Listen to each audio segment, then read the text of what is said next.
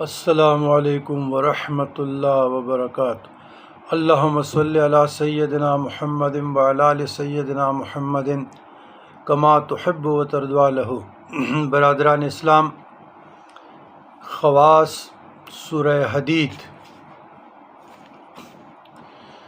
جو کوئی بیمار یا دشمن سے تنگ ہو، مقدمات سے پریشان ہو،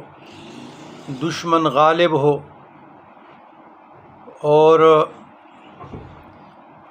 بے بسی کے حالت میں ہو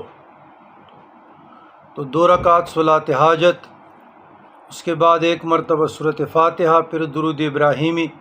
اور 7 مرتبہ سورہ حدید کی تلاوت روزانہ حصول حاجت تک روزانہ کرتے رہیں۔ انشاءاللہ دشمن دوست ہو جائے، فتح یابی نصیب ہو، اور لاعلاج امراض کے لیے بھی بزرگان دین کے مجربات میں سے ہیں۔ تو دم رقیہ شرعیہ کی نیت سے بھی جو بھی لاعلاج مرض میں مبتلا ہے، فسق فجور میں بھی اس میں یاد آتا ہے،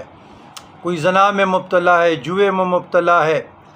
بدخوری میں مبتلا ہے، ٹوٹ پنا میں مبتلا ہے، یا اور چرس یا بنگ یا شراب اس قسم کے جو گناہ کبیرہ میں مبتلا ہے، تو سورہ حدید کی تلاوت سے اور دم سے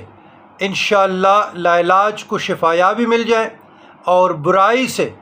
ہدایت کی طرف آ جائے۔ تو برابر یہ دم کرتے رہیں اور انشاءاللہ تعالی اللہ شفاء کاملہ بھی عطا فرمائے گا، اور دشمنوں پر فتح یابی کے لیے بھی اکثیر ہیں، اور بزرگان دین کے